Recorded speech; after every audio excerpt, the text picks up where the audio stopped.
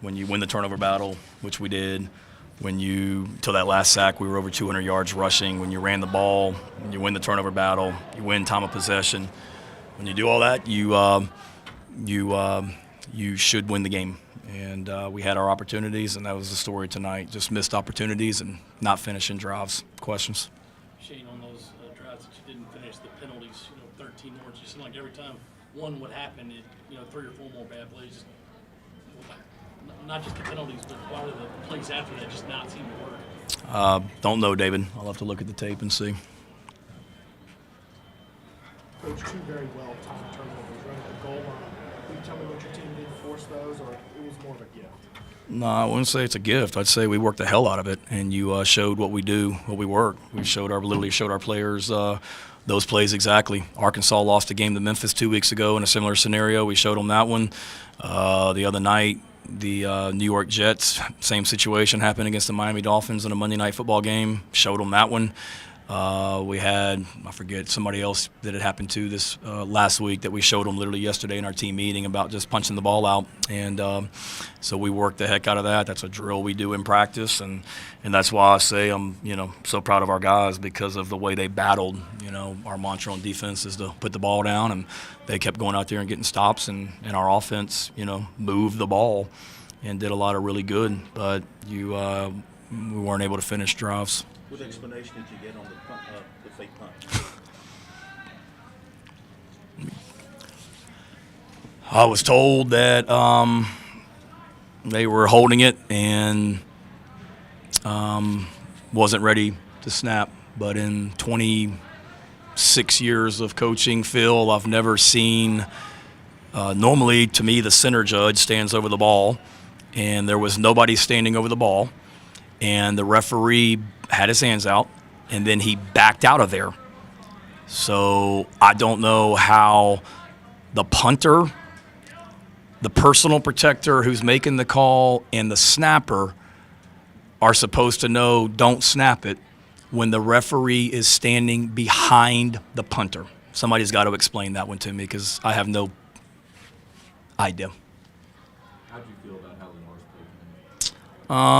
played? Thought he battled his rear end off. He was he had some injuries. He was under pressure. Got to be better on some of those that intentional grounding. I mean, if we're going to throw it away, we got to get out of the pocket. But he gave us, he gave us an opportunity to win. He'll be the first to tell you when he comes in here, he missed some throws, and I'm sure he'd like to have some plays back. But kid's tough as hell, and made a lot of plays for us. Your offensive line's had injuries, guys have had to move places around. How did you feel about how they played tonight, considering all that went on?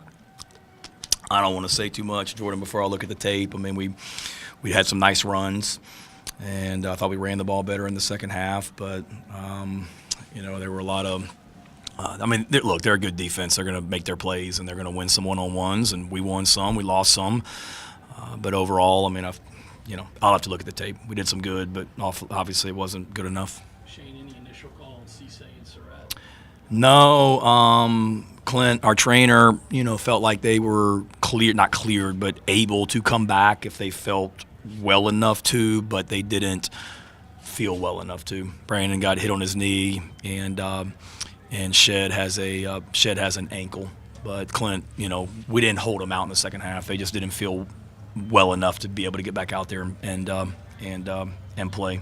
And then give credit to that freaking tight end too. I should have said that too. I mean, we couldn't cover 14, and that was a concern coming into the game. They've used him a lot in the red zone, and we were very aware of him in the red zone. But eight catches tonight and targeted 11 times. He was a weapon for him. What do you think of Matt's job running the ball, and why did he go so long without touching the ball after the touchdown he had there?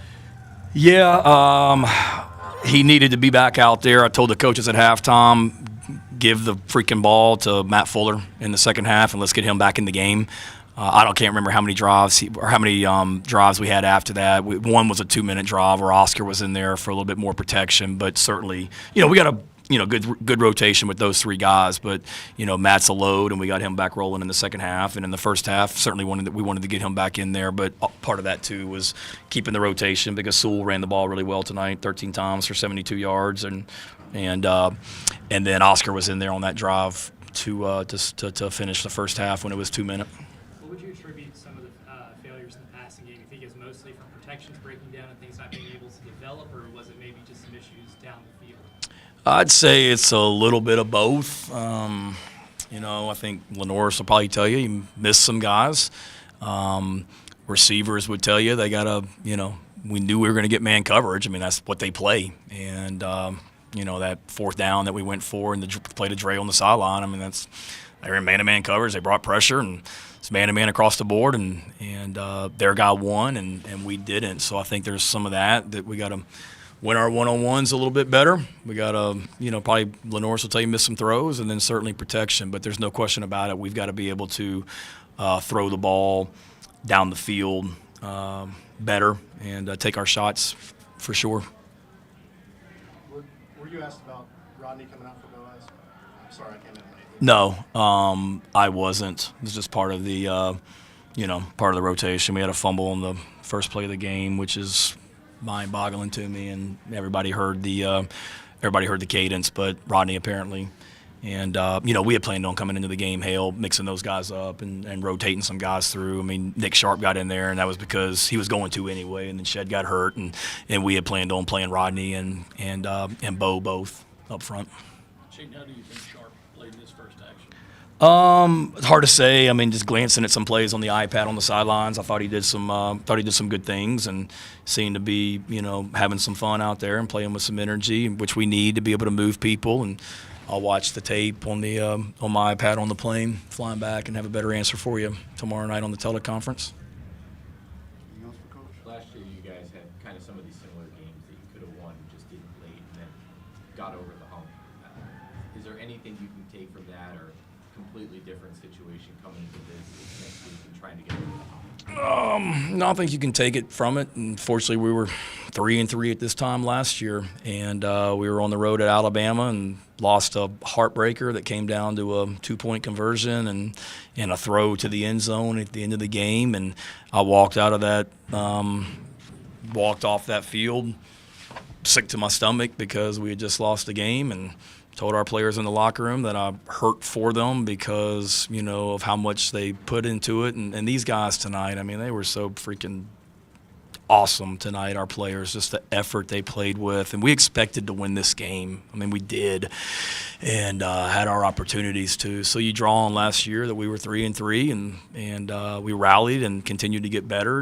And this team, I know it's not pretty right now, but I feel like we're getting better in a lot of areas. And we were 3-3 and going to Oklahoma, I think, if I remember correctly. Now we're 3-3, and we got Oklahoma coming to town. So there's things you can take from it, Jordan. But certainly we need to be able to, like I told our team in the locker room, quit kicking our own butts, and before we start, kicking other teams' butts. And there was too much of that tonight. Just some of the going backwards when we're in scoring position and have a chance to really take control of the game. And that's the disappointing thing, is we had opportunities tonight to really, I don't want to say necessarily take control, but really take momentum and dominate the fourth quarter like we talk about, and we didn't get it done. Yeah, a lot more penalties, again, especially pre-snap on the offensive side. Where's your frustration level? High. At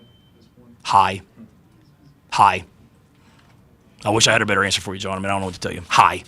We coach it. We disciplined it better. We practiced with crowd noise all week. We talked about LSU is going to be making move calls. I mean, everything that we talked about in practice, we emphasized it all week, but clearly not good enough. So the frustration level is high. Dylan Stewart didn't necessarily have a huge night on the stat sheet, but it seems like he was in the backfield a lot. What did you think about his presence tonight? Yeah, I don't know what exactly 5 tackles, 3 solo. 2 tackles for loss, and he was in the backfield, and proud of him. I mean, he competed, played well against the run, battled, and did a good job, and gave us an opportunity. Make Yep, thank y'all.